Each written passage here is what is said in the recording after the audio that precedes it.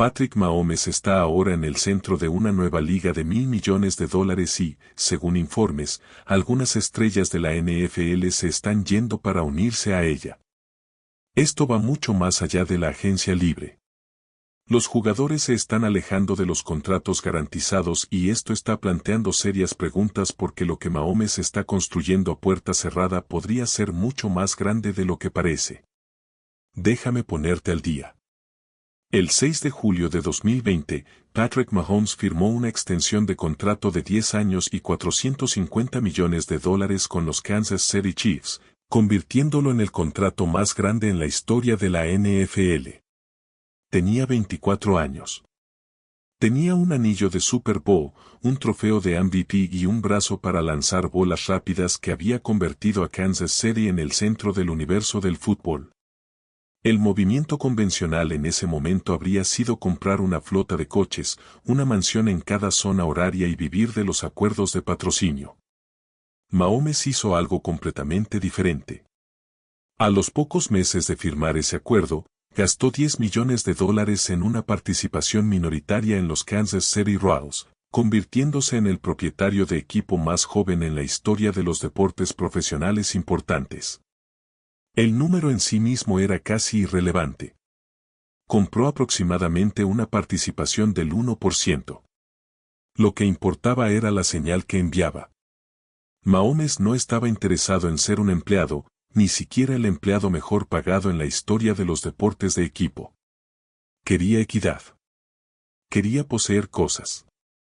Al año siguiente, se unió al grupo de propietarios del Sport en Kansas City en la MLS. Luego, junto a su esposa Britney, quien también fue futbolista profesional, se convirtió en copropietario del Kansas City Current en la Liga Nacional de Fútbol Femenino. Se convirtió en el primer jugador activo de la NFL en tener una participación accionaria en un equipo de la NWSL, 3 franquicias en 3 ligas diferentes, todas en Kansas City, todo antes de cumplir 28 años. Pero Mahomes no se conformó con el dominio regional. En octubre de 2023, él y su compañero de equipo de los Chiefs, Travis Kelce, junto con el golfista Rory McIlroy, invirtieron en el equipo de Fórmula 1 Alpine como parte de un grupo que adquirió una participación del 24%, valorando la operación de F1 en casi $1.000 millones. La Fórmula 1 había estado explotando en popularidad en todo Estados Unidos. Impulsado en gran medida por la serie documental de Netflix que convirtió el deporte en una cita obligada. Para una generación que antes no podía nombrar a un solo piloto, Mahomes vio la ola y la surfeó. También tenía acciones en Bob, la empresa de rastreadores de fitness que inicialmente fue valorada en $1.2 mil millones cuando invirtió por primera vez. A principios de 2026, esa empresa había recaudado $575 millones en una nueva ronda de financiación, elevando su valoración a $10.100 millones. Su apuesta inicial, realizada cuando Bob aún se consideraba una startup de nicho, se había multiplicado casi por 10. Además, tenía participaciones en Harper-Raz, Bust Steel, una franquicia de pickleball de Liga Mayor y varias ubicaciones de Whataburger en Kansas City. Su patrimonio neto para 2026 se estimó entre $90 y $160 millones, dependiendo de la fuente que consultaras y de cómo contaran sus participaciones. La brecha en esas estimaciones en sí misma contaba una historia. Sus activos se estaban volviendo tan complejos, tan estratificados en industrias, ligas y continentes que ningún número único podía capturarlos. Y ese era el punto. Estaba construyendo algo que duraría décadas más que su brazo de lanzar. Mientras tanto, los Kansas City Chiefs, su equipo, su hogar futbolístico, estaban luchando. La temporada de 2025 había sido un desastre para los estándares de Mahomes. Después de llegar al menos a la final de la AFC cada temporada desde que se convirtió en titular, Kansas City no logró llegar a la postemporada. Los Chiefs terminaron con un récord de 6 victorias y 11 derrotas, terceros en la división oeste de la AFC, detrás de los Denver Broncos de Sean Payton, 14-3, y los Los Angeles Chargers de Jim Harbaugh, 11-6. Peor aún, el propio Mahomes estaba lesionado. Sufrió una rotura del ligamento cruzado anterior en la semana 15 contra los Chargers, lo que puso fin a su temporada y envió a Kansas City a una espiral descendente de la que no pudieron recuperarse. La cirugía se realizó con éxito el 14 de diciembre de 2025, pero el tiempo de recuperación ensombreció la campaña de 2026. Clark Hunt, el dueño de los Chiefs, declaró públicamente en las reuniones de dueños de la NFL que no creía que Kansas City pudiera iniciar la temporada de manera realista debido a la incertidumbre sobre si Mahomes estaría listo. No creo que eso esté sobre la mesa ya, dijo Hunt cuando se le preguntó sobre un posible enfrentamiento en la primera semana contra los actuales campeones del Super Bowl, los Seattle Seahawks. La liga finalmente confirmó que los Seahawks abrirían la temporada 2026, pero contra un oponente diferente. Mahomes, mientras tanto, no estuvo inactivo durante su rehabilitación. Estaba construyendo el contrato de $450 millones, enorme como era. Siempre había sido estructurado de una manera que priorizaba la capacidad del jefe para competir sobre el pago personal de Mahomes. En septiembre de 2023, Mahomes y los Chiefs reestructuraron su contrato, garantizándole $10.6 millones entre 2023 y 2026, la mayor cantidad de dinero en la historia de la NFL en un periodo de 4 años. Y en febrero de 2026, con los Chiefs más de $50 millones por encima del tope salarial proyectado, reestructuró nuevamente, convirtiendo $54,45 millones de su salario de 2026 en un bono por firma, creando $43,56 millones de espacio salarial. Las matemáticas eran sencillas. Su impacto salarial de 2026 bajó de $78 millones y $2 millones a $34,65 millones, pero esto elevó su impacto salarial de 2027 a la asombrosa cifra de $85 millones y $25 millones. En efecto, estaba hipotecando el futuro para darle a Kansas City la oportunidad de competir en el presente, pero había una lógica detrás de ello. Entendió que el salario de la NFL por sí solo nunca construiría el tipo de riqueza que buscaba. Su salario anual promedio era de $45 millones, una fracción de lo que generaba a través de su cartera de inversiones. El camino que estaba siguiendo había sido abierto por otros. El cambio de Tom Brady a la transmisión, la acumulación de capital de LeBron James. Pero Mahomes lo estaba haciendo a una edad más temprana, con una cartera más amplia y con una deliberación que sugería que había estado planeando esto desde antes de que la tinta se secara en su contrato de novato. Su padre, Pat Mahomes, Sr., había lanzado 11 temporadas en las grandes ligas de béisbol para 6 equipos diferentes. El niño que creció en los vestuarios de la MLB había aprendido algo que solo los hijos de atletas profesionales entienden de verdad. Las carreras terminan, pero la riqueza estructurada adecuadamente se acumula. Así que, cuando comenzaron a circular noticias sobre jugadores de fútbol que dejaban la NFL por empresas y ligas alternativas, algunas de ellas conectadas directa o indirectamente con la red de inversiones que Mahomes había construido. El mundo del fútbol se dio cuenta, no porque ningún movimiento individual fuera sísmico por sí solo, sino porque el patrón era inconfundible.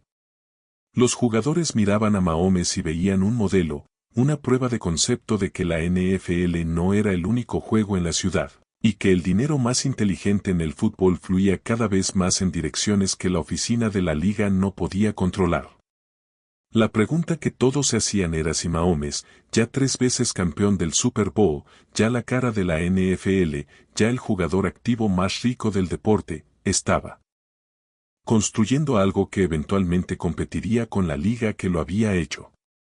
Las inversiones, las participaciones accionarias, la red de relaciones con los jugadores, la disposición a diferir salarios para mantener la flexibilidad organizacional. Nada de eso fue accidental. Y para entender cómo las estrellas de la NFL terminaron renunciando a dinero garantizado por algo relacionado con la órbita de Mahomes, hay que entender lo que estaba pasando en el panorama más amplio del fútbol profesional.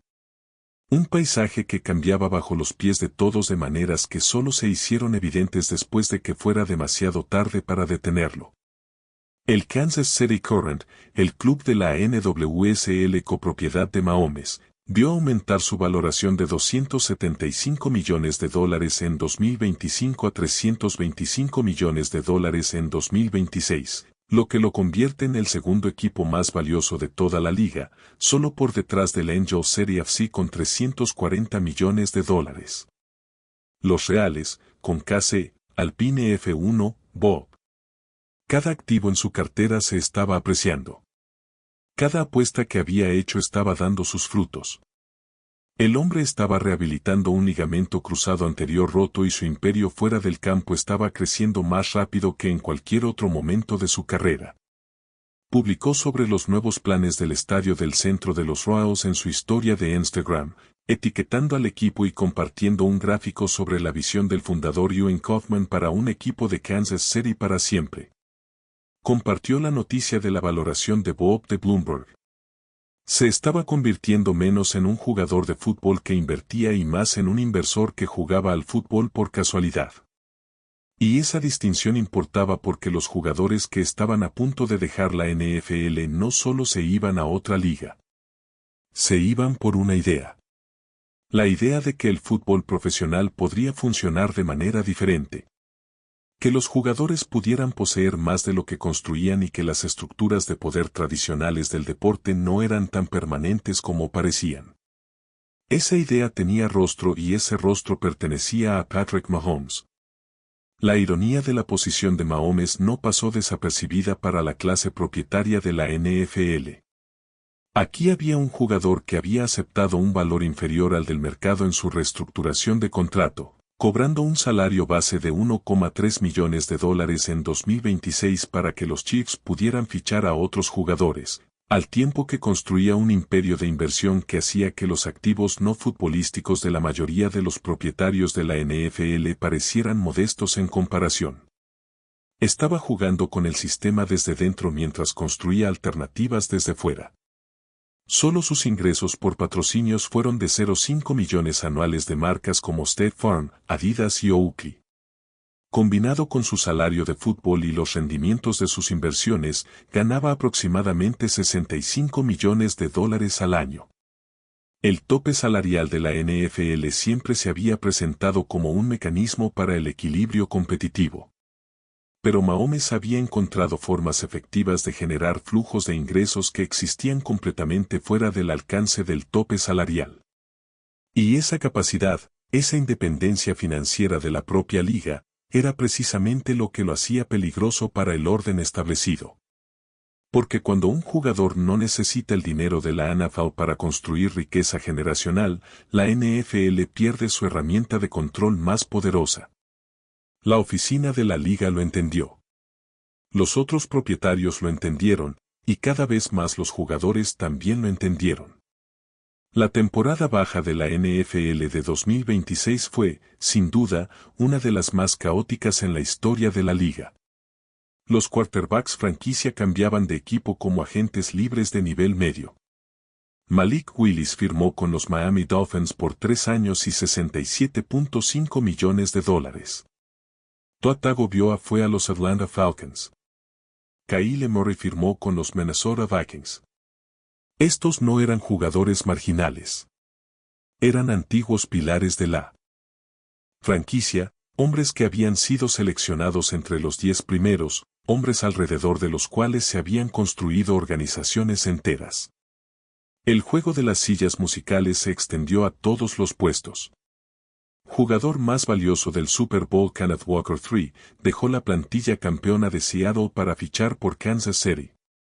Mike Evans, un futuro miembro del Salón de la Fama, dejó Tampa Bay para firmar con San Francisco. El traspaso de Max Crosby a Baltimore se frustró, lo que llevó a los Ravens a centrarse en fichar al cazador de cabezas Trey Hendrickson. El nivel de movimiento de jugadores no tenía precedentes y no se trataba solo de dinero. Se trataba de una creciente insatisfacción con la forma en que la NFL trataba a su mano de obra. Los números eran imposibles de ignorar. La NFL generó 3.000 millones en ingresos en su último año fiscal y estaba en camino de alcanzar el objetivo de 5.000 millones del comisionado Roger Goodell. Esa cifra representó un aumento del 8% con respecto al año anterior. Solo los acuerdos mediáticos de la liga, contratos de televisión por valor de 113.000 millones de dólares firmados en 2021, generaban ríos de efectivo que fluían abrumadoramente hacia la propiedad. Los jugadores recibieron su parte a través del tope salarial, pero este se consideraba cada vez más un techo en lugar de un suelo. Un mecanismo que mantuvo la compensación de los jugadores artificialmente restringida. Mientras que las valoraciones de las franquicias se dispararon por encima de los 5.000 millones de dólares, 6.000 millones de dólares, incluso 7.000 millones de dólares. En este contexto, las salidas de jugadores que más importaron no fueron las que encabezaron los titulares en el ticker de NFL Network. Eran las salidas más silenciosas, los veteranos que se alejaron por completo de la liga. Los jugadores de plantilla límite que eligieron ligas alternativas sobre la incertidumbre de los campos de entrenamiento de la NFL. Los titulares establecidos que se reunieron con entidades fuera del ecosistema de la NFL. Pittsburgh le hizo una oferta de agente libre sin restricciones a Aaron Rodgers, un mariscal de campo de 42 años que aún no se había comprometido con los Steelers para la temporada 2026. La oferta era un mecanismo raramente utilizado que le ofrecía un aumento del 10% sobre su salario de 2025, una suma insignificante para un jugador de su talla. Rodgers, que en su día fue el jugador mejor pagado del fútbol, recibía una oferta de contrato que era prácticamente un añadido. El simbolismo fue devastador. Uno de los mejores mariscales de campo de la historia del deporte, reducido a una nota al pie burocrática en la planificación del tope salarial de Pittsburgh. Mientras tanto, Joey Bosa, 5 veces seleccionado para el Pro Bowl, novato defensivo del año 2016, exjugador de los Chargers y luego de los Bills, permanecía sin firmar en el mercado abierto. Marcian Latimore, un mariscal de campo 4 veces seleccionado para el Pro Bowl y es novato defensivo del año, era agente libre por primera vez en su carrera después de su paso por los Commanders. Jonnu Smith, Micah Paxton, Taysom Hill, David Njoku, Ian Jennings, todos ellos veteranos consumados, se encontraban sin equipo a medida que se acercaba mayo. El draft de la NFL de 2026 había pasado. Se habían contratado agentes libres no reclutados y, sin embargo, jugadores probados de la NFL con pedigríes de Pro Bowl y anillos de campeonato se quedaron en casa esperando una llamada que nunca llegó. La NFL siempre había confiado en una simple verdad económica. Era el único juego en la ciudad. Existían otras ligas de fútbol. Claro, la XFL se había lanzado y relanzado. La USFL había resucitado. La Arena Football League había existido intermitentemente durante décadas, pero ninguna de ellas había representado una amenaza real para el monopolio de la NFL sobre el talento futbolístico de élite. El salario era demasiado bajo, la exposición demasiado limitada, el estigma demasiado alto. Pero algo estaba cambiando. La United Football League, nacida de la fusión en 2024 de la XFL y la USFL, se había estabilizado bajo un nuevo liderazgo. En julio de 2025, el multimillonario Macropol adquirió una importante participación minoritaria a través de su fondo de capital privado, Impact Capital, aportando verdadera fuerza financiera a una liga que anteriormente había operado al borde de la insolvencia. Repole se unió al grupo propietario junto a Fox, Redbird Capital Partners, ESPN, Danny García y Dwayne "The Rock" Johnson. La UFFL no era, según ninguna medida convencional, competencia para la NFL. Sus jugadores ganaron un mínimo de $64,000 para la temporada 2026, aproximadamente 14 veces menos que el salario mínimo para novatos de la NFL, que es de 885,000 pesos. Pero la liga estaba creciendo. 3 nuevas franquicias. Los Columbus Aviators, los Louisville Kings y los Orlando Storm debutaron para la temporada de 2026. Los mercados se estaban expandiendo. Se habían cerrado acuerdos televisivos con ESPN y Fox, y lo más importante, más de 20 jugadores de la UFFL habían llegado a las plantillas de la NFL solo en 2024, estableciendo la liga como un conducto legítimo de regreso a la élite. Los jugadores que llegaban a la NFL no eran trotamundos aleatorios ni apuestas desesperadas.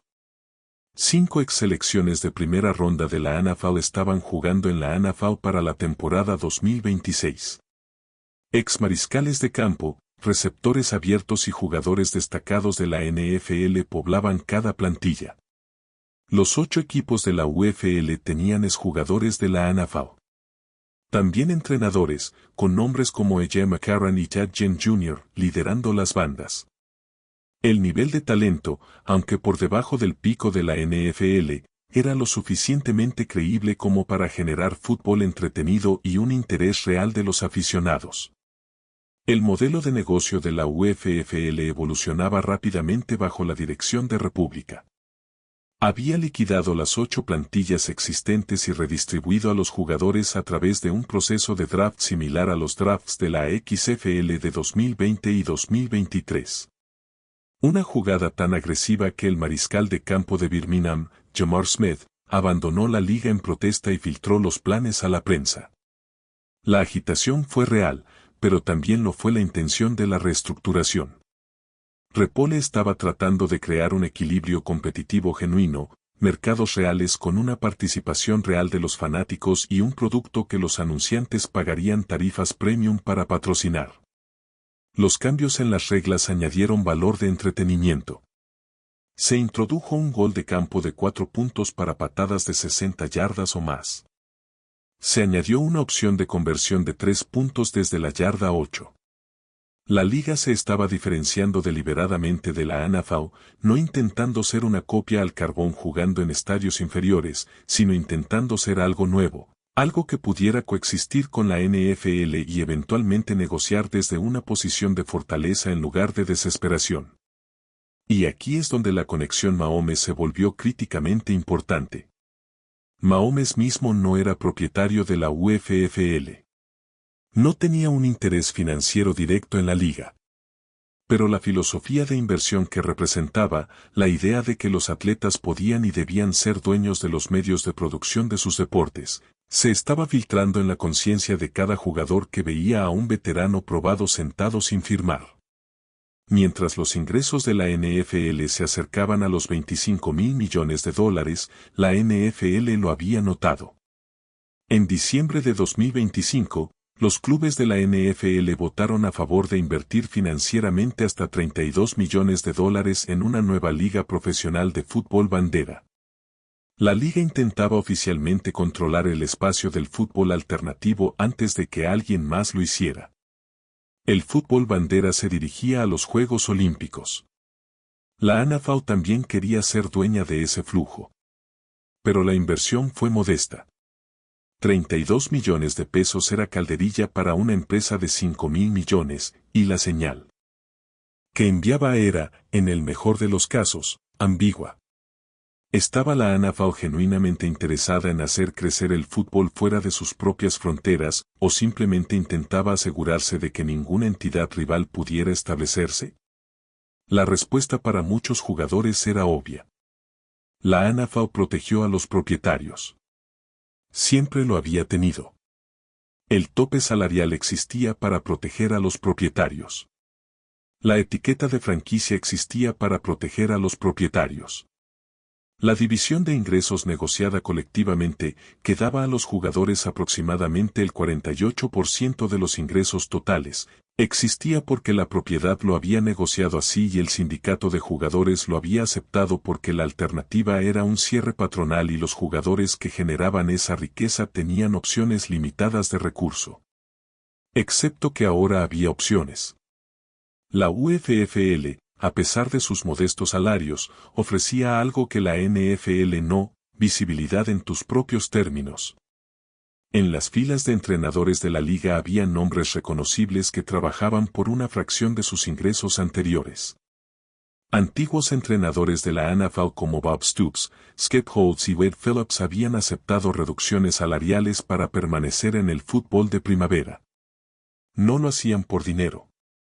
Lo hacían por la plataforma, la relevancia, la capacidad de permanecer en el juego en términos que la NFL no les ofrecería. Los jugadores estaban haciendo el mismo cálculo.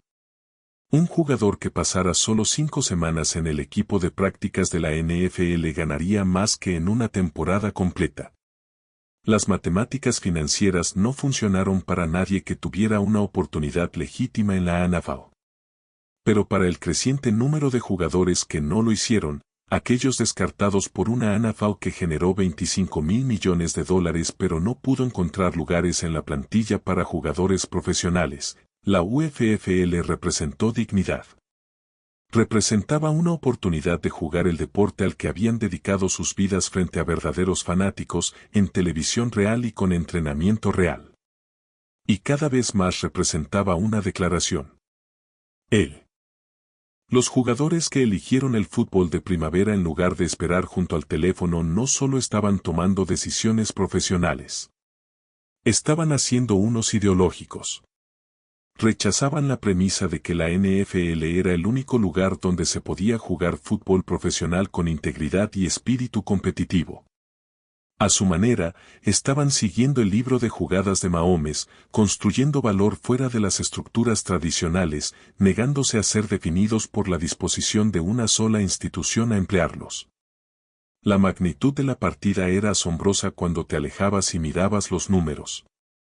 El rastreador de agencia libre de la NFL de 2026 enumeró cientos de salidas significativas de jugadores. Jugadores liberados, retirados o traspasados desde el inicio de la temporada baja. Algunos de esos jugadores firmaron con nuevos equipos de la NFL. Algunos se retiraron para dedicarse a la radiodifusión o al entrenamiento, pero un subconjunto significativo simplemente desapareció del radar de la NFL, apareciendo semanas después en las plantillas de la UFFL en nuevas empresas o en roles mediáticos que no tenían nada que ver con jugar al fútbol. Los New England Patriots liberaron al safety Stefon Diggs para ahorrar $6.5 millones en espacio salarial. Uno de los creadores de juego más dinámicos de su generación, arrojado por la borda para hacer espacio bajo un techo financiero arbitrario. Mike Beckton, una ex primera ronda que había ganado un Super Bowl con los Eagles y sido titular en 15 partidos como tackle izquierdo, fue liberado por los Chargers para ahorrar espacio salarial y se fue a buscar un nuevo hogar a medida que se acercaba el draft. Estos no eran jugadores marginales. Estos eran hombres que habían sido seleccionados en la primera ronda del draft de la NFL, que habían participado en Pro Bowls y ganado campeonatos, que habían generado miles de millones de dólares en ingresos combinados para la clase propietaria de la NFL. Y estaban siendo descartados, no porque no pudieran jugar, sino porque la arquitectura financiera de la liga hacía más barato reclutar reemplazos que pagar a los veteranos probados lo que el mercado exigía. Para entender cómo el imperio de inversión de Mahomes se conectaba con el éxodo de talento de la NFL, había que mirar los números no como un aficionado al fútbol, sino como un capitalista de riesgo. La NFL generaba $4.000 millones en ingresos nacionales compartidos entre los 32 equipos, unos 8 pesos con 30 centavos mil millones generados por los equipos localmente, y el resto en ventas de la oficina de la liga. Ese pastel de $23.000 millones se estaba cortando con precisión cada vez mayor.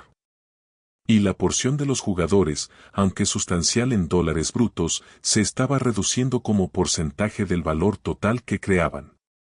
Mientras tanto, el mercado alternativo de fútbol se estaba consolidando. La UFFL, respaldada por Fox, Redbird Capital Partners, ESPN, Danny García y Dwayne Johnson, con Ripples Impact Capital ahora proporcionando poder financiero adicional, tenía un grupo de propietarios combinado cuyo patrimonio neto superaba los $0.000 millones. La liga ya no era un proyecto vanidoso ni un juego de contenido. Era una empresa en funcionamiento con un convenio colectivo negociado hasta 2026. Acuerdos televisivos en las principales cadenas y un camino hacia la rentabilidad que, aunque empinado, no era imposible. La NFL ya había cerrado filas contra ligas rivales antes, cuando la USFL demandó a la NFL por violaciones antimonopolio en la década de 1980. Ganó el caso pero solo se le concedió $1 en daños. Cuando la XFL se lanzó en 2001, la NFL aprovechó sus relaciones con los medios para privar a la incipiente liga de atención. Cuando la AAF colapsó en 2019, la NFL absorbió a sus mejores jugadores y siguió adelante sin pensarlo dos veces. El manual de juego era conocido y brutalmente efectivo: dejar que las ligas rivales se sobreextendieran y luego canibalizar lo que quedara. Pero el panorama de 2026 era diferente en un aspecto crucial. Las ligas rivales ya no estaban dirigidas por románticos del fútbol o diletantes famosos. Eran gestionados por empresas de capital privado y conglomerados de medios. Con una comprensión sofisticada de la distribución de contenido, la adquisición de talento y la construcción de marca, Bradford Capital Partners, la misma firma que había invertido en el AC Milan, el Yes y el Fenway Sports Group, aportó capital institucional y disciplina operativa que las anteriores empresas de fútbol de primavera habían carecido. Y los propios jugadores eran diferentes. La generación de atletas que había visto a Mahomes adquirir participaciones en 4 equipos deportivos profesionales mientras aún tenía 20 y tantos años entendía algo que las generaciones anteriores no habían entendido: que la relación entre el trabajo y el capital en los deportes profesionales no era inmutable. Podría renegociarse. Podría verse interrumpido. Y si la NFL no estaba dispuesta a compartir más de sus $25,000 millones, entonces tal vez fuera hora de hornear una tarta completamente diferente. Este fue el fundamento filosófico de lo que se llamaba, un tanto vagamente, la Liga Mahomes. No era una liga literal propiedad u operada por Patrick Mahomes.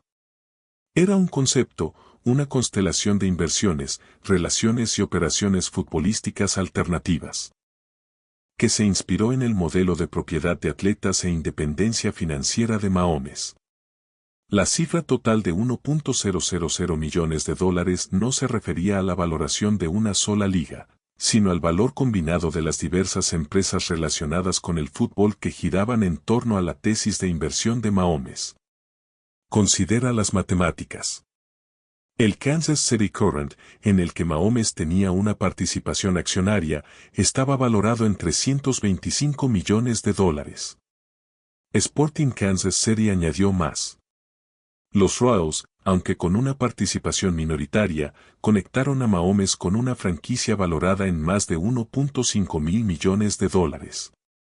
La inversión en Alpine F1 lo vinculó a un equipo valorado en casi $1,000 millones. Bob ahora valía $10.1 mil millones. Elimina los activos no relacionados con el fútbol y aún te quedaba una cartera de inversiones deportivas por valor de cientos de millones con elementos adyacentes al fútbol, la tecnología de fitness, la marca de atletas, las relaciones con los medios de comunicación por valor de miles de millones más. Los jugadores que se estaban sintiendo atraídos por este ecosistema no estaban todos firmando contratos con una sola entidad. Algunos se unían a la UFFL. Algunos estaban explorando oportunidades de propiedad en ligas de fútbol de nivel inferior. Algunos estaban construyendo empresas de medios, lanzando podcast, creando contenido que competía directamente con el producto de transmisión cuidadosamente controlado de la NFL. Lo que los unía era un rechazo compartido del modelo tradicional. El modelo que decía que jugabas hasta que te cortaban, cobrabas tu pensión y esperabas que tu cuerpo aguantara lo suficiente para disfrutarla. El nuevo modelo, el modelo Mahomes, decía algo diferente. Decía que usaste tu carrera como jugador como plataforma para construir patrimonio.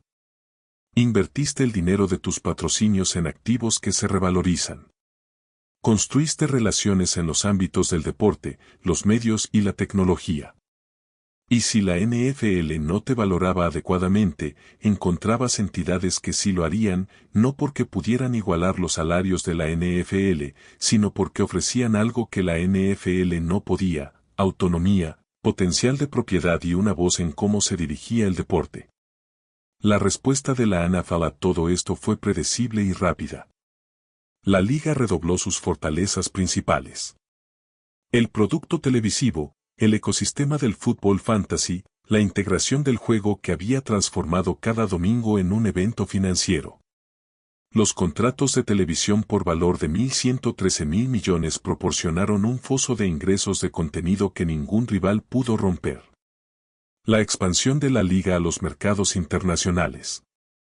El Reino Unido, México, Alemania y Brasil estaban generando nuevas fuentes de ingresos que compensaban cualquier preocupación interna sobre las salidas de jugadores. La liga también comenzó a invertir defensivamente. El programa de rivalidades de la NFL Nike, lanzado en colaboración para elevar los partidos de rivalidad con uniformes y equipamiento para aficionados especialmente diseñados, fue emblemático de una estrategia más amplia. Envuelva el producto en nostalgia e identidad comunitaria. Hacer que los propios equipos sean las estrellas en lugar de los jugadores. Si los atletas individuales podían marcharse, la liga necesitaba asegurarse de que el apego emocional de los aficionados fuera al escudo, no al jugador que lo llevaba. Los equipos de la División Sur de la AFC y la División Norte de la NFC estaban programados para estrenar sus uniformes de rivalidad en 2026, seguidos por los equipos de la División Este de la NFC y la División Oeste de la AFC en 2027. El lanzamiento fue deliberado y multianual, diseñado para crear una atención mediática sostenida e ingresos por mercancía que no dependieran de los jugadores. Fue una cobertura contra el creciente poder de las marcas de jugadores y un reconocimiento tácito de que esas marcas se estaban convirtiendo en amenazas para el control de la liga sobre su propia narrativa. Pero el movimiento defensivo más significativo fue la inversión de la NFL en una liga profesional de fútbol bandera. La votación de los clubes de la NFL para invertir hasta $32 millones aprobados en diciembre de 2025 fue nominalmente sobre posicionarse para los Juegos Olímpicos, donde el fútbol bandera se estaba agregando como evento de exhibición. En realidad, se trataba de controlar una versión alternativa del fútbol antes de que alguien más pudiera usarla como cuña para abrir el monopolio de talento de la NFL. El fútbol bandera requería habilidades diferentes al fútbol tackle, pero se nutría del mismo grupo de talentos. Un mariscal de campo que podía lanzar con precisión en un campo reducido. Receptores que podían crear separación sin la ayuda de la acción de juego de carrera. Defensivos que podían cubrir en el espacio. Los atletas que sobresalieron en el fútbol bandera eran casi por definición los mismos atletas que la NFL codiciaba. Al invertir en una operación profesional de fútbol bandera, la NFL se aseguraba de que este flujo de talento fluyera hacia adentro en lugar de hacia afuera. La estrategia fue inteligente pero transparente. Los jugadores lo vieron a través de inmediato. La inversión de $32 millones representó aproximadamente el 0,13% de los ingresos anuales de la NFL. No fue un intento de buena fe para hacer crecer el fútbol a nivel de base. Fue una acción de contención diseñada para evitar que cualquier entidad rival, ya fuera la UFFL, una empresa respaldada por Mahomes o algo que aún no existía, estableciera una operación de fútbol que la NFL no pudiera controlar. Para los jugadores que ya se habían ido, las maniobras defensivas de la NFL eran irrelevantes. Habían tomado sus decisiones, y esas decisiones se estaban validando en tiempo real. La temporada 2026 de la UFFL estaba en marcha con partidos transmitidos en ESPN Plus y emitidos en Fox Sports. Y por primera vez, 2 partidos también se transmitieron en NFL Network. Un desarrollo que habría sido impensable incluso 2 años antes. La NFL estaba, en efecto, transmitiendo una liga rival en su propia cadena. Una concesión a la realidad de que el fútbol alternativo se había convertido en parte del ecosistema mediático del fútbol en general, en lugar de una amenaza que debía ser neutralizada.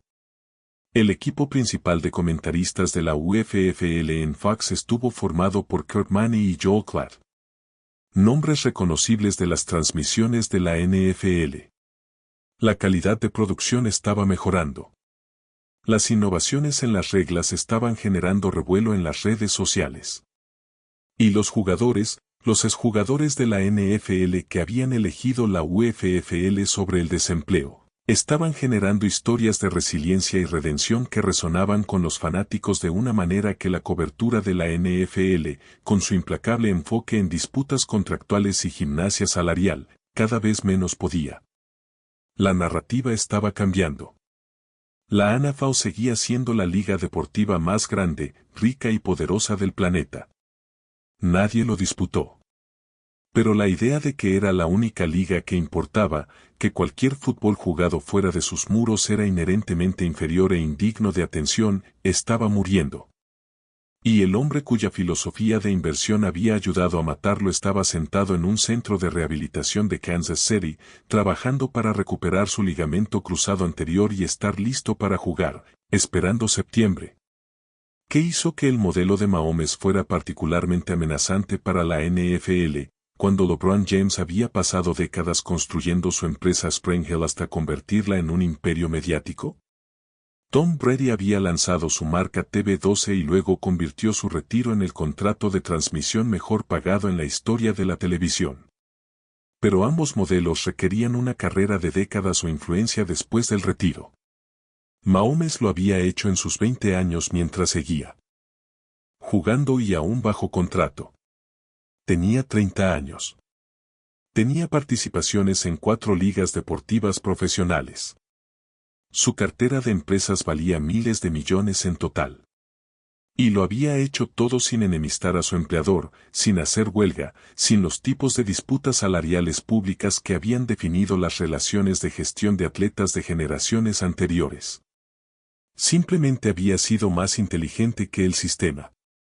Esa era la verdadera amenaza, no una liga rival con un nombre elegante y una valoración de $1.000 millones, no un éxodo masivo de jugadores que dejaban sobre la mesa el dinero garantizado de la NFL. La verdadera amenaza era que cada selección de primera ronda en cada futuro draft de la NFL iba a mirar a Patrick Mahomes y decir, quiero hacer lo que él hizo. Quiero poseer cosas.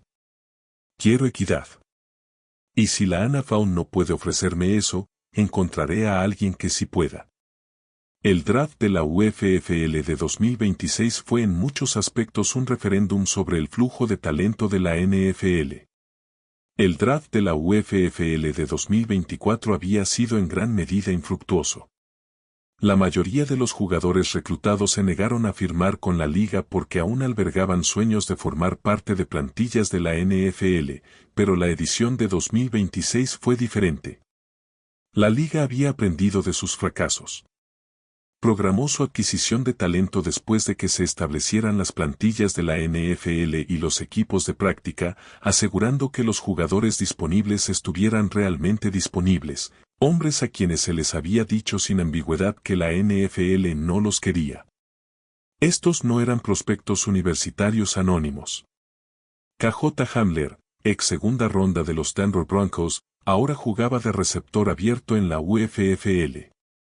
Los cuerpos técnicos estaban formados por antiguos entrenadores de la NFL que cobraban salarios de 6 cifras, una fracción de los 15 a 20 millones anuales que ganaban los mejores entrenadores de la NFL. La calidad del juego, aunque no era de calibre de la NFL, era fútbol profesional legítimo. Esquemas reales, talento real, competencia real. La fractura en la tubería fue más visible en la posición de mariscal de campo. La NFL siempre había mantenido su control sobre el talento de élite de mariscales de campo a través de un mecanismo sencillo. Nadie más podía permitirse pagarles. Un quarterback suplente en la NFL ganaba más que un entrenador principal. Un mariscal de campo de tercera fila en un equipo de práctica ganaba $3.750 por semana, lo que anualizado superaba con creces los salarios de la UFL. Pero la oferta de talento en la posición de quarterback estaba creciendo. Los programas universitarios estaban produciendo más mariscales de campo listos para la NFL que nunca antes, y la NFL solo tenía 64 puestos de titular y suplente. El desbordamiento fue sustancial y la UFL lo estaba absorbiendo. Lo que el público no apreció del todo fue la red interconectada de relaciones que vinculaba a estos jugadores salientes con el ecosistema de inversión de Mahomes. Muchos de ellos compartían agentes, asesores financieros y gerentes de marca con Mahomes.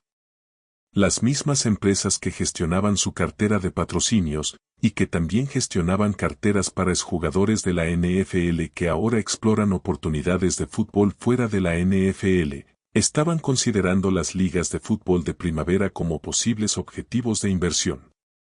Esto no fue una conspiración. Fue un efecto de red. Cuando el inversor atleta más exitoso de su generación demostró que la propiedad y la participación accionaria eran posibles y rentables, creó una fuerza de atracción gravitacional. Jugadores que podrían haber aceptado silenciosamente su salida de la NFL una década antes ahora hacían preguntas diferentes. No qué equipo me fichará, sino quién me dará acciones. No cuánto es mi salario, sino qué porcentaje de propiedad tengo. Las conversaciones que tenían lugar a puerta cerrada en los salones de jugadores y oficinas de agencias de todo el país eran variaciones sobre un solo tema. ¿Por qué estoy generando miles de millones de dólares para 32 propietarios multimillonarios y recibiendo solo un porcentaje limitado a cambio? La respuesta siempre había sido porque no hay otro lugar a donde ir. Ahora, por primera vez en décadas, esa respuesta se estaba volviendo menos convincente. Había lugares a los que ir, no pagaban tanto, no tenían el prestigio. Pero ofrecieron algo que la NFL nunca tuvo, un asiento en la mesa. Los movimientos de plantilla de los Chiefs ilustraron la tensión. Kansas City, desesperada por competir después de su debacle de 6-11, utilizó los 43.56 millones de pesos de espacio salarial creados por la reestructuración de Mahomes para añadir jugadores de impacto.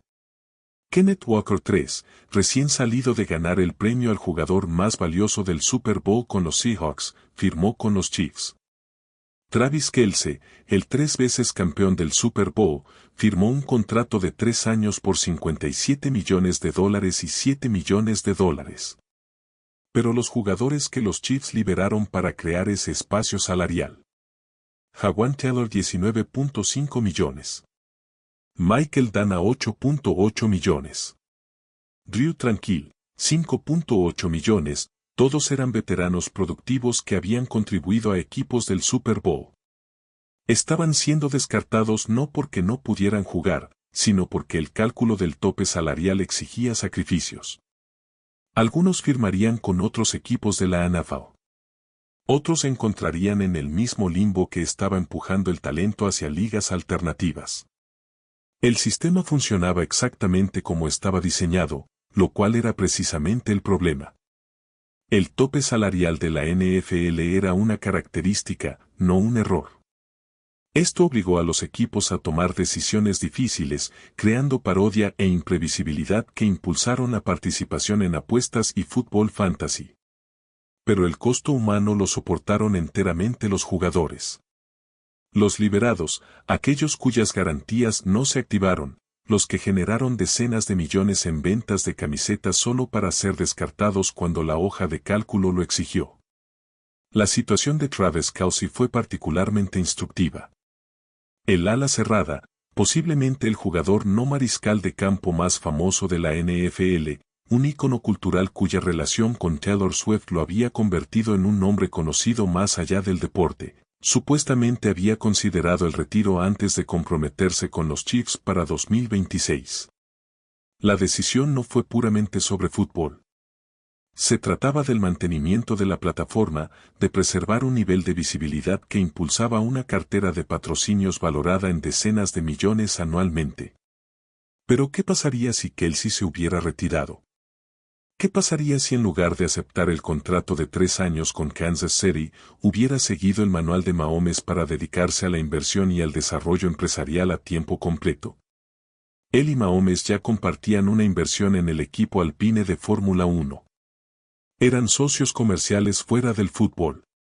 La infraestructura existía para que Kelce pasara sin problemas del campo a la clase propietaria, y la NFL habría perdido una de sus mayores atracciones sin la capacidad de reemplazar el impacto cultural que generaba. Esa hipótesis, la de un atleta estrella eligiendo los negocios sobre el campo, ya no era hipotética.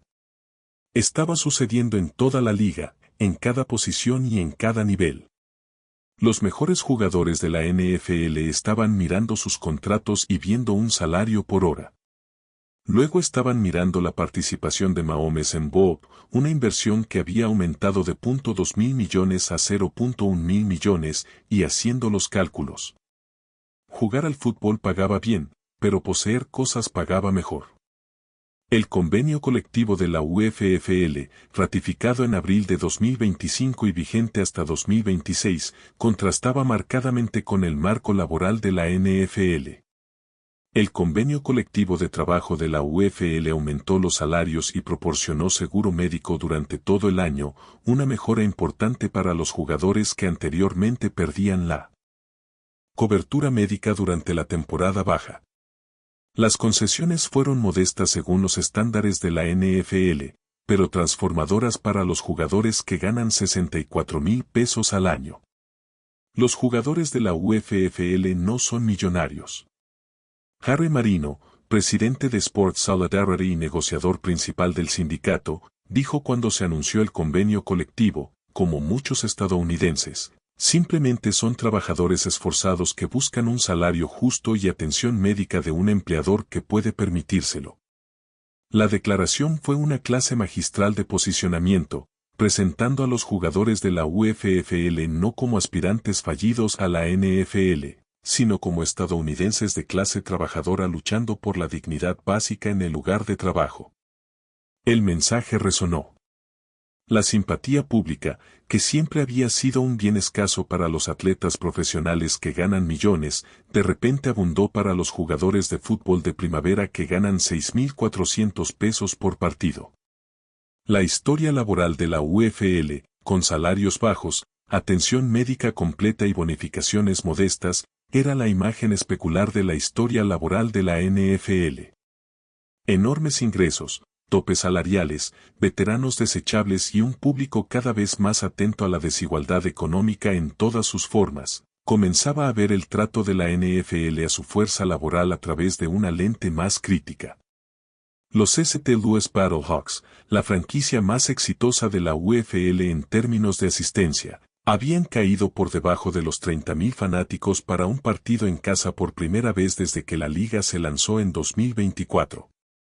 Fue un dato preocupante, pero también fue un valor atípico. Los 3 nuevos mercados, Columbus, Louisville y Orlando, estaban generando entusiasmo con depósitos de abonos de temporada y cobertura de medios locales que superaban las expectativas.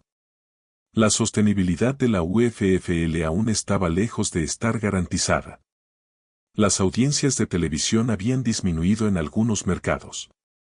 El modelo de centro, donde los equipos tenían su base centralizada y viajaban a sus mercados locales solo para los días de partido, era logísticamente desafiante y emocionalmente vacío. Repole estaba aumentando el tiempo de mercado, prometiendo estancias de 2 a 3 días durante las semanas de juego y estancias de 10 días para partidos en casa consecutivos. Pero el modelo aún carecía del arraigo comunitario que hacía de las franquicias de la NFL partes integrales de las identidades de sus ciudades. Sin embargo, la liga seguía en pie. Después de décadas de fracasos en el fútbol de primavera, la XFL original, la AAF, el reinicio de la USFL, la UFFL había sobrevivido varias temporadas, negociado un acuerdo laboral, atraído inversores institucionales y mantenido la cobertura televisiva en red. No prosperaba según los estándares de la NFL, pero era viable, y la viabilidad era lo que la distinguía de cualquier otra liga de fútbol alternativa en la historia moderna. La pregunta ya no era si el fútbol de primavera podría sobrevivir. Era si el fútbol de primavera podría convertirse en algo que la NFL eventualmente tendría que tomar en serio como competencia. La migración de jugadores entre ligas se estaba volviendo más sofisticada. Los jugadores de la UFFL que firmaron con equipos de la NFL, como Jacob Sellers, quien pasó de los St. Louis Battlehawks a la lista de 53 jugadores de los Detroit Lions, estaban estableciendo un camino creíble que funcionaba en ambas direcciones. Sellers se había labrado un nicho como especialista en devoluciones de patada para los Lions, registrando 33 patadas iniciales para 897 yardas, demostrando que el talento del fútbol de primavera podía traducirse directamente al nivel de la NFL. El ex esquinero de la UFL Jaden Price firmó un contrato de reserva para el futuro con los Saints, al igual que el tackle ofensivo Barry Wesley.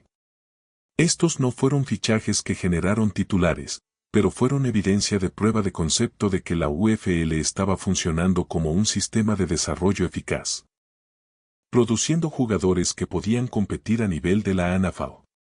El viejo estigma de que el fútbol de primavera era donde las carreras iban a morir estaba siendo reemplazado por una nueva narrativa.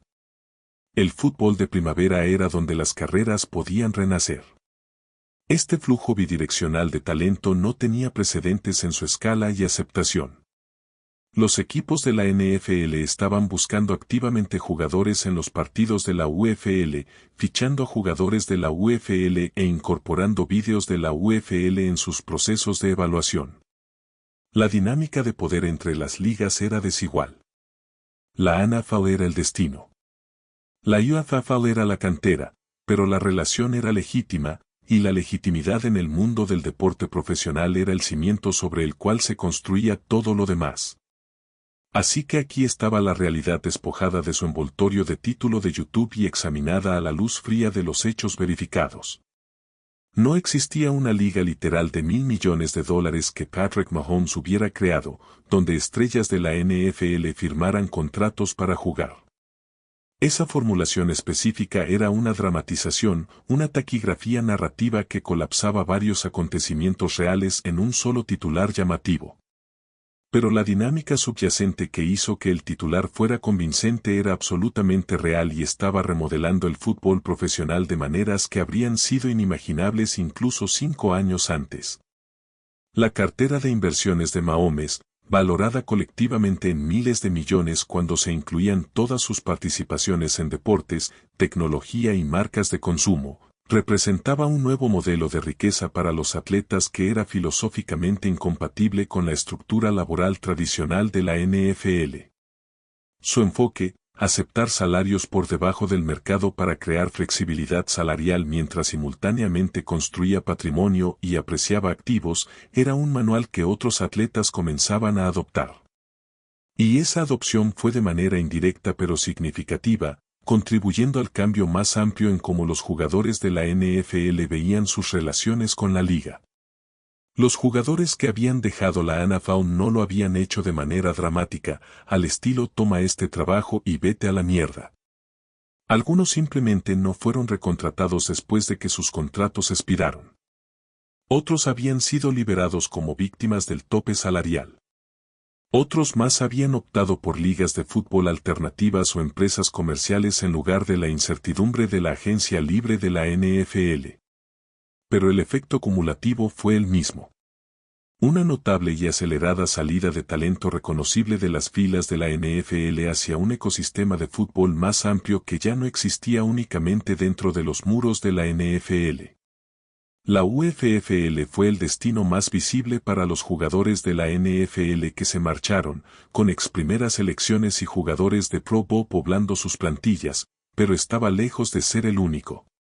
La propia inversión de $32 millones de la NFL en una liga profesional de fútbol bandera reconoció implícitamente que el fútbol se estaba convirtiendo en un deporte multiligas y que el monopolio de la NFL sobre el talento del fútbol profesional se estaba erosionando lenta pero mediblemente bajo la presión de la economía, la demografía y una generación de jugadores que habían visto Patrick Mahomes demostró que había vida más allá del tope salarial, la cifra de $1.000 millones.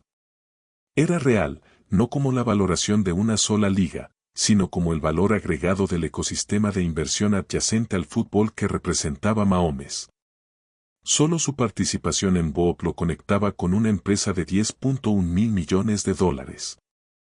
Su participación en la propiedad de equipos deportivos abarcó la MLB, la MLS, la NWSL y la Fórmula 1.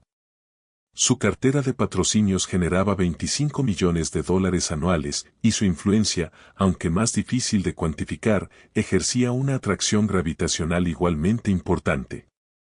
La influencia que ejerció en la toma de decisiones de los jugadores en toda la liga valió cualquier número que quisieras asignarle.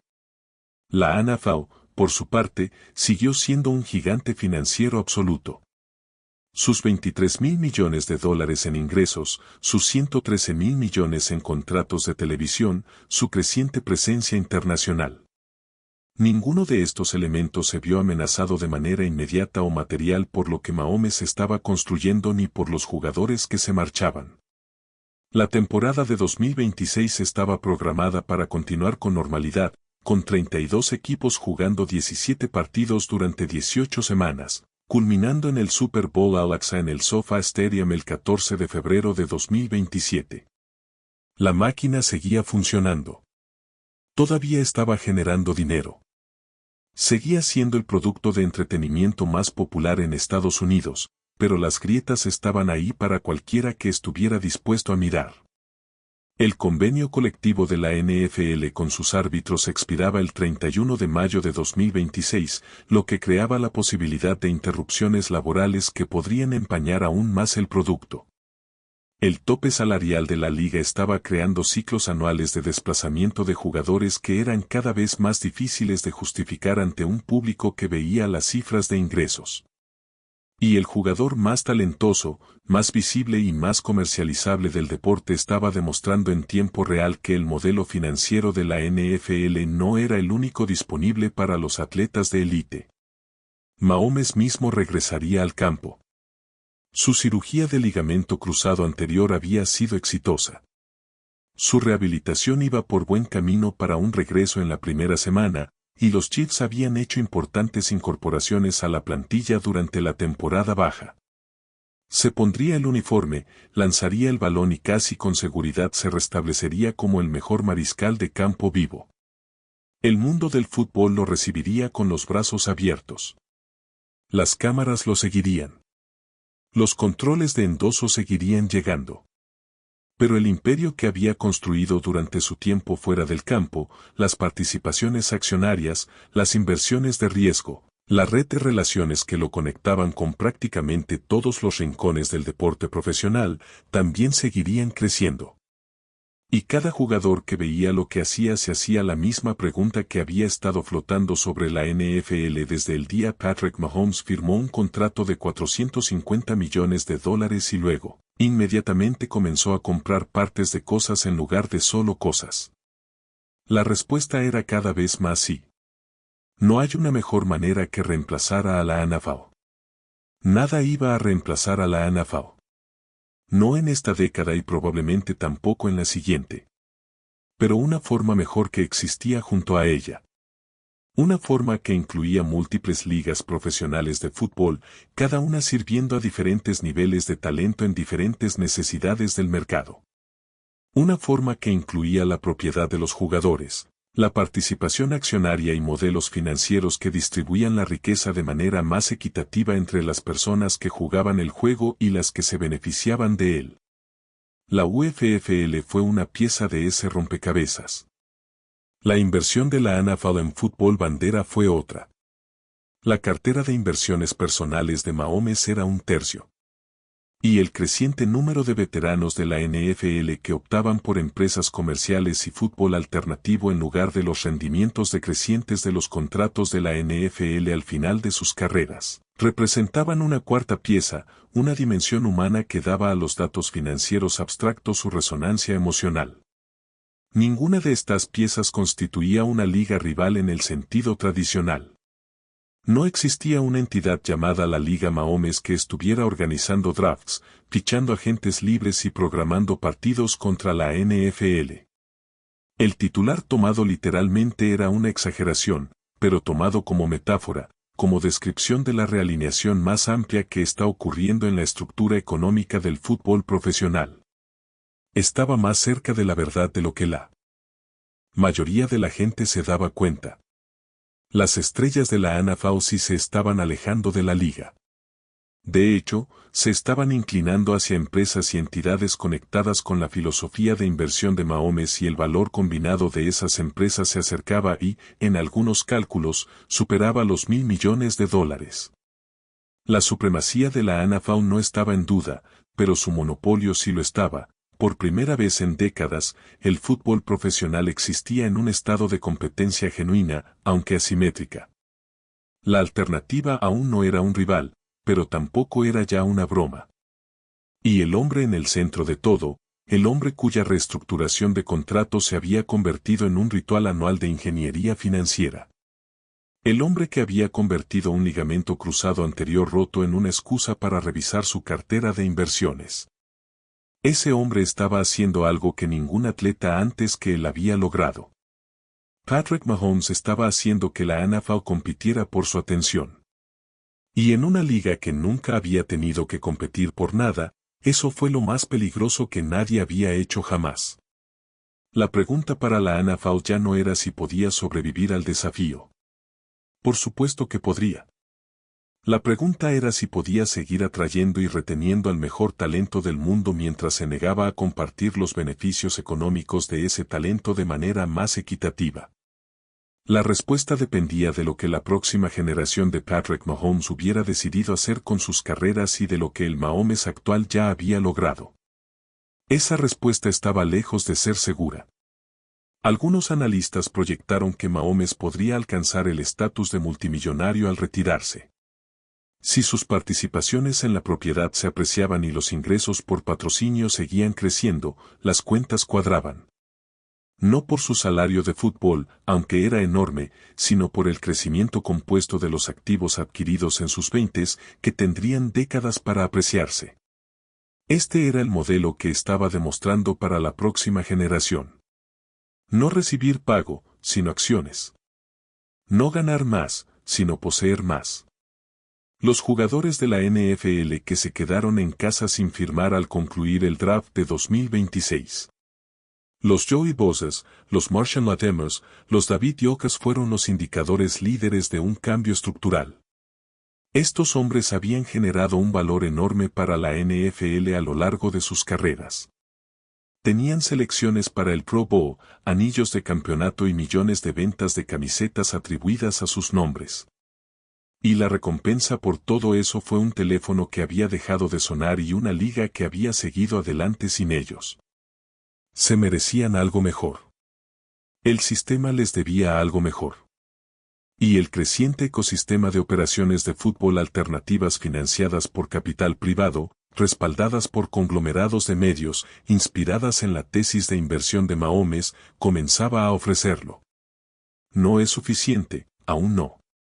Pero la trayectoria era inconfundible. La Liga de $1.000 millones no era una entidad única con un nombre y un logotipo. Era una idea cuyo tiempo había llegado, y las ideas, a diferencia de las ligas de fútbol, eran muy difíciles de detener. Cuando Patrick Mahomes publicó en su historia de Instagram sobre los nuevos planes del estadio del centro de Kansas City Royals, no solo estaba apoyando a un equipo de béisbol local. Estaba reforzando el mensaje que había definido toda su carrera fuera del campo. Invierte en tu comunidad. Construye equidad en las cosas en las que crees y piensa más allá del próximo contrato. El mensaje estaba dirigido a sus seguidores, pero fue recibido por todos los jugadores de la NFL que estaban viendo, que eran todos. Cuando firmé mi contrato, sabía que estaría bien para toda la vida sin importar cómo fuera el mercado. Había dicho durante su reestructuración de 2023, sigue jugando. El dinero es una cosa, pero cuando consigues esos anillos del Super Bowl al final de tu carrera, creo que eso es lo que vas a recordar. Las palabras eran humildes. La estrategia detrás de ellos era cualquier cosa menos. Había aceptado valores anuales más bajos para que los Chiefs pudieran construir a su alrededor. Y luego había utilizado el valor de marca generado por esas carreras en el Super Bowl para construir una cartera de inversiones que superaba con creces sus ganancias en el fútbol. Era elegante, era calculado y estaba cambiando el deporte del fútbol profesional de adentro hacia afuera. Los jugadores que dejaron la NFL no lo hicieron por Patrick Mahomes. Renunciaron porque la NFL no les dio otra opción. Pero donde se dirigieron hacia la propiedad, hacia ligas alternativas, hacia empresas comerciales que valoraban su trabajo de manera diferente, esa fue la influencia de Mahomes. Esa era la liga de $1.000 millones que se escondía a plena vista, creciendo cada día que la NFL se negaba a cambiar. La temporada 2026 de la NFL comenzaría el 9 de septiembre. 18 semanas de fútbol, 17 partidos por equipo. Miles de millones de dólares en ingresos publicitarios, el espectáculo continuaría. Siempre lo hizo. Pero bajo la superficie del deporte más popular de Estados Unidos, se estaba gestando una revolución silenciosa. Impulsado por un mariscal de campo con un ligamento cruzado anterior roto, una cartera de inversiones por valor de cientos de millones y la simple creencia de que los atletas merecían más que un cheque de pago. Se merecían una parte del juego en sí. Y por primera vez en la historia centenaria de la NFL, algunos de ellos estaban empezando a obtener